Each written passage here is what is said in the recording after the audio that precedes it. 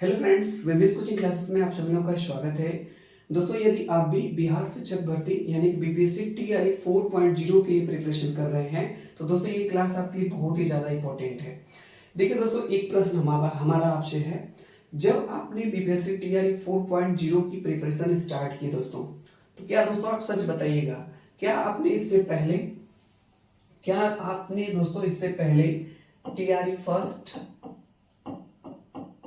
TRE second और TRE third के ये जो तीनों पेपर हैं, क्या इन तीनों पेपर को दोस्तों आपने कंप्लीट देखा या इन तीनों पेपर को कंप्लीट सॉल्व किया? तो ज्यादातर लोगों का दोस्तों आंसर होगा नहीं।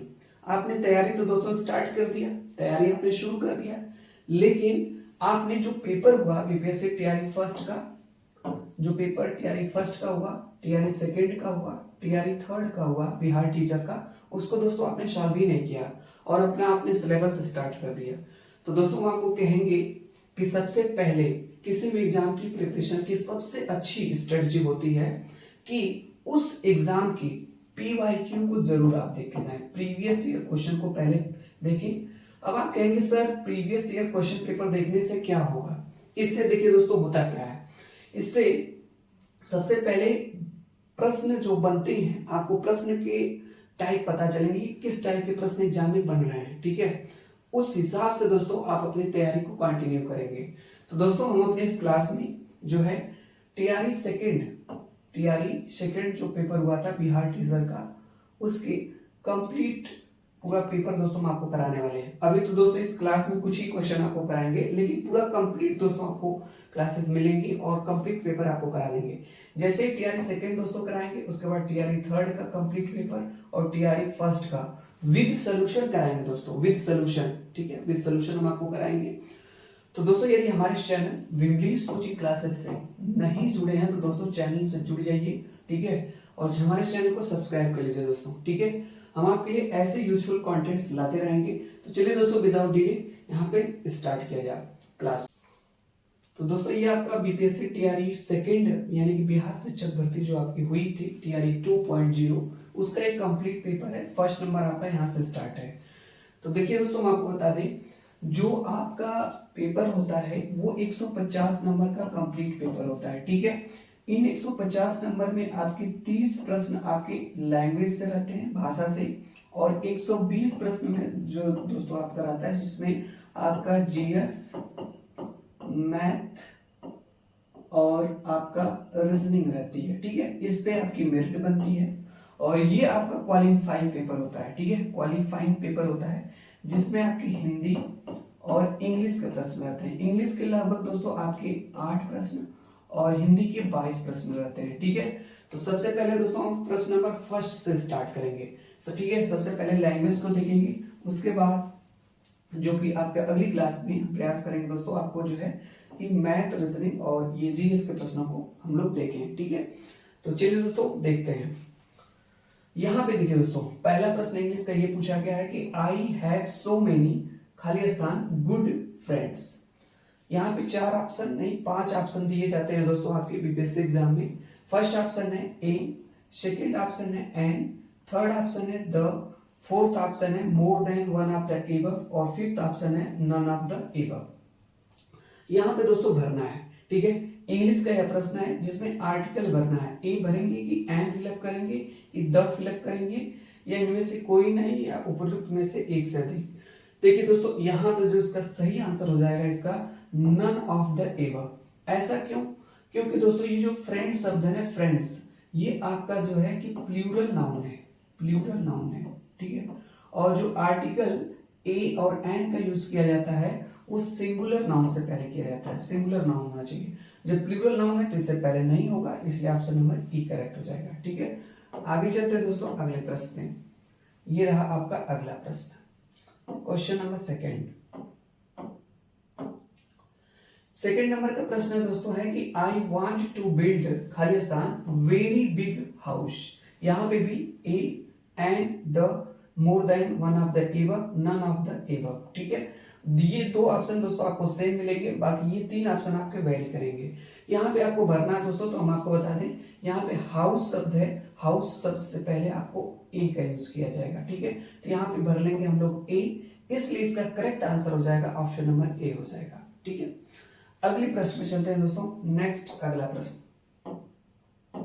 ये रहा दोस्तों, आपके पास अगला प्रश्न पूछा गया है दोस्तों कि which of the following is not a part of the garden, यानी कौन सा दोस्तों इसमें से ऑप्शन ऐसा है जो गार्डन मींस बगीचे का हिस्सा नहीं है। फ्लावर्स बिल्कुल दोस्तों होते हैं, फूल, ग्रास घास ये भी होते हैं, वार्डरोब, वार्डरोब क्या होती है दोस्तों, जो कपड़े की अलमारी होती है इसको वार्डरोब बोला जाता है, तो ये नहीं होगा आपका। यहाँ पे देखिए दोस्तों दिया गया है नॉट, इसलिए ऑप्शन नंबर सी करेक्ट हो जाएगा। ठीक है, अगले प्रश्न में चलते हैं दोस्तों। अगला प्रश्न ये रहा दोस्तों आपके सामने अगला प्रश्न।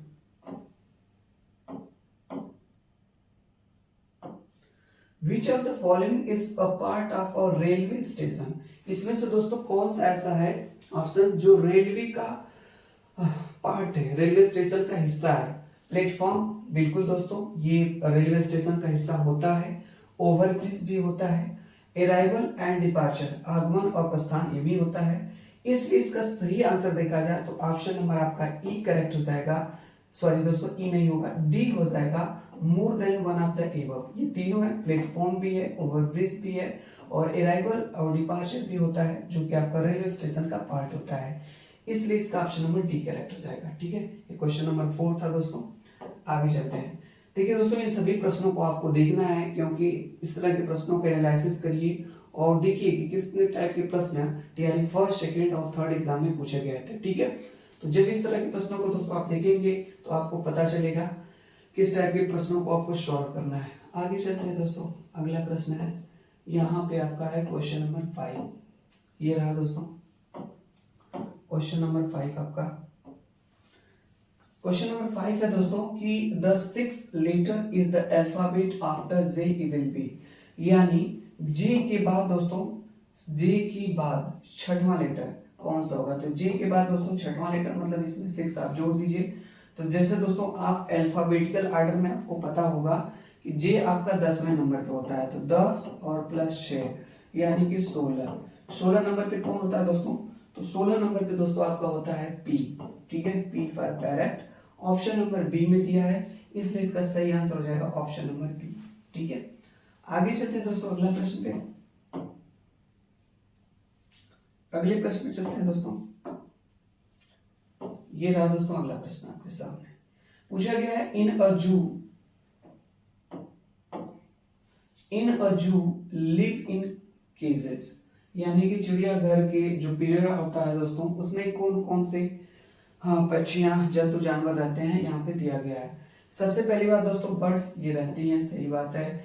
एनिमल्स ये भी रहते हैं, ये भी सही बात है। स्नैक्स भी रहते हैं, ये भी सही है। तो देखा जाए तो एक से अधिक ऑप्शन सही है, इसलिए इसका सही आंसर ऑप्शन नंबर ई हो जाएगा। सॉरी दोस्तों बार बार मिस्टेक हो जा रही है, ऑप्शन नंबर डी करेक्ट होगा दोस्तों, मोर than one of the above, यानी एक से अधिक हो जाएगा। ठीक है, आगे चलते हैं दोस्तों अगला प्रश्न पे। अगला प्रश्न है यहाँ पे, ठीक है, ये रहा दोस्तों आपके सामने अगला प्रश्न। देखिए इसका आंसर आपको दोस्तों बताना है क्या होगा। प्रश्न हमारा है कि डाटर्स डाटर इज पुत्री की पुत्री क्या कहलाती है। ठीक है, पुत्री की पुत्री क्या कहलाती है बताना है। सिबलिंग कहलाती है, नेक्स्ट कजिन, या more than one of the above, none of the above. ठीक है, तो दोस्तों आपको बता दें इसका सही आंसर आपका हो जाएगा नन ऑफ द एबव, यानी पुत्री की पुत्री यानी नातिन कहलाएगी दोस्तों। ठीक है, जो आपके ऑप्शन में आपका नहीं दिया है। सिबलिंग एक नया वर्ड है दोस्तों, सिबलिंग मीन्स होता है भाई और बहन, भाई बहन को सिबलिंग कहा जाता है। ठीक है, आगे चलते दोस्तों अगला प्रश्न यहाँ पे देखिए है माई सिबलिंग्स आर माई। अभी दोस्तों हम आपको बताए हैं सिबलिंग्स मीन्स क्या होता है आपका brothers and sisters, brothers and sisters. इस तरह से देखा जाए तो इसका ऑप्शन नंबर बी करेक्ट हो जाएगा, ब्रदर्स एंड सिस्टर्स हो जाएगा। ठीक है, तो इंग्लिश के दोस्तों ये कंप्लीट 8 प्रश्न आपके थे, जो कि आपने देखा कि बहुत ही ज्यादा कठिन नहीं दोस्तों, डिफिकल्ट, बहुत इजी प्रश्न पूछे गए, सिंपल सिंपल से प्रश्न पूछे गए। अब दोस्तों हिंदी के प्रश्नों को देखते हैं आगे से, ठीक है, आगे चलते हैं। यहाँ पे देखिए दोस्तों, यहाँ से देखिए आपकी दोस्तों हिंदी लैंग्वेज स्टार्ट होती है। हिंदी लैंग्वेज आपकी यहाँ से है। हिंदी का दोस्तों 9 नंबर का प्रश्न स्टार्ट हुआ। इसका आंसर दोस्तों आपको बताना है। पूछा गया प्रश्न कि समुज्ज्वल शब्द में किस उपसर्ग का प्रयोग हुआ है। समुज्ज्वल शब्द में किस उपसर्ग का प्रयोग हुआ है। सम, सन, शम, उपयुक्त में से एक से अधिक, उपयुक्त में से कोई नहीं। सही आंसर और इसका हो जाएगा दोस्तों आपका सी वाला, मतलब ऑप्शन नंबर सी हो जाएगा, ठीक है। इसका सही आंसर हो जाएगा ऑप्शन नंबर सी। अगला प्रश्न दोस्तों, इसका आंसर आप बताएंगे। हिंदी का 10वें नंबर का प्रश्न है, निम्नलिखित में से कौन सा शब्द अ उपसर्ग युक्त है, मतलब जिसमें दोस्तों अ उपसर्ग लगा हुआ है। अथाह, अनपढ़, अनिष्ट, उपयुक्त में से एक से अधिक, उपयुक्त में से कोई नहीं। तो इसका सही आंसर दोस्तों आपका हो जाएगा ऑप्शन नंबर ए, अथाह। अथाह शब्द में दोस्तों आपका अ उपसर्ग है। उपसर्ग क्या होता है दोस्तों, जो किसी शब्द या वाक्यांश के पहले लगते हैं। कहाँ पे लगते हैं दोस्तों, पहले लगते हैं, उसे उपसर्ग कहा जाता है, ठीक है। तो इसमें अ उपसर्ग हो जाएगा, अनपढ़ में अन हो जाएगा। आगे चलते दोस्तों अगले प्रश्न पे।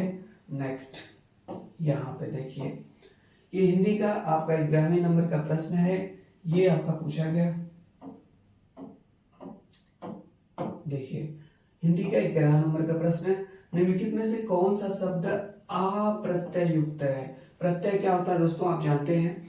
प्रत्यय का मतलब होता है दोस्तों जो किसी शब्द या वाक्यांश के अंत में प्रयोग होते हैं, ठीक है। यहाँ पे आपको बताना है कि कौन सा ऐसा शब्द है जिसमें आ उप प्रत्यय है। जैसे धार्मिक, इसमें नहीं है। असली, इसमें ई प्रत्यय है। प्यारा मिल गया दोस्तों, प्यारा में आपका आ प्रत्यय है, रा आ रहा है ना, इसलिए ऑप्शन नंबर सी करेक्ट हो जाएगा, ठीक है, सी।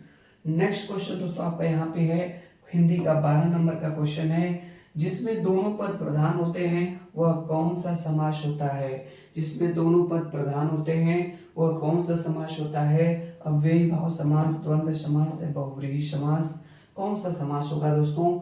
तो दोस्तों आपको बता दें, इसका सही आंसर हो जाएगा आपका द्वंद्व समास। द्वंद्व समास में दोनों पद प्रधान होते हैं, जैसे माता पिता, भाई बहन आप लिखते हैं ना, तो ये आपका द्वंद्व समास में हो जाएगा। आगे चलते हैं दोस्तों, देख रहे हैं किस टाइप के प्रश्न आपके पूछे गए बीपीएससी टीआरई सेकंड में। 13 नंबर का प्रश्न है, इस साइड दोस्तों आपको मिलेगा, ठीक है। इधर देखिए, इसका आंसर दोस्तों आपको बताना है, इसका आंसर क्या होगा, ठीक है। जल्दी से बताइए आप लोग, इसका आंसर क्या होगा। हिंदी का 13 नंबर का प्रश्न है, जन्मांध शब्द में कौन सा समास है। समास से प्रश्न पूछा गया दोस्तों, जन्मांध शब्द में कौन सा समास है।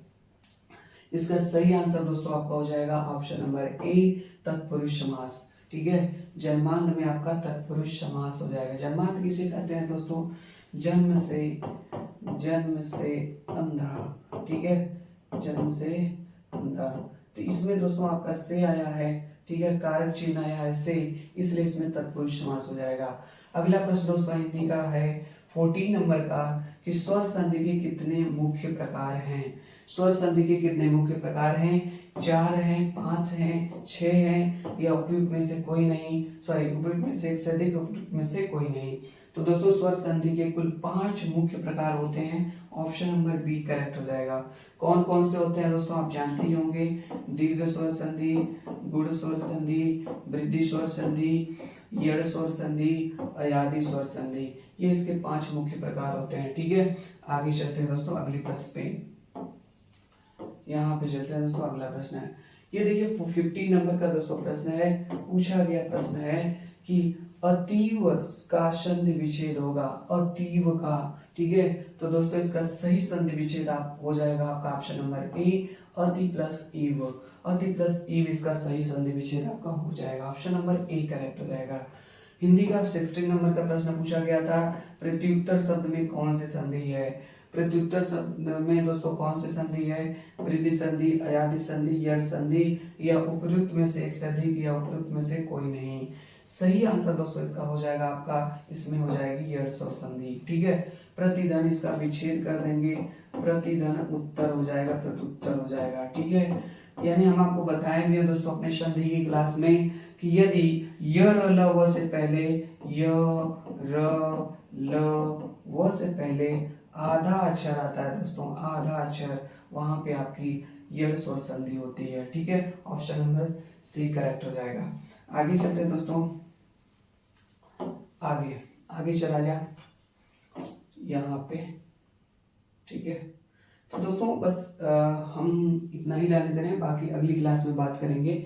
आगे 17 नंबर से स्टार्ट करेंगे दोस्तों। जितने भी PYQ हैं पूरा हम आपको कंप्लीट कराएंगे, TRE फर्स्ट, TRE सेकेंड और TRE थर्ड। ठीक है, तो दोस्तों पहले आप इन TRE फर्स्ट, सेकेंड और थर्ड जो बिहार टीचर वैकेंसी आई थी, इनके पेपर्स को दोस्तों जरूर सॉल्व करिए। ठीक है, उसके बाद पढ़िए दोस्तों, अच्छे से पढ़ना तो दोस्तों है ही, आप अच्छे से पढ़ते रहिए, सिलेबस कवर करते रहिए, लेकिन इसको भी दोस्तों देखते रहिए। ठीक है, तो दोस्तों ये क्लास आपको अच्छी लगी हो तो हमारे चैनल विमेश कोचिंग क्लासेस को सब्सक्राइब करके हमारे चैनल से जुड़ जाइए।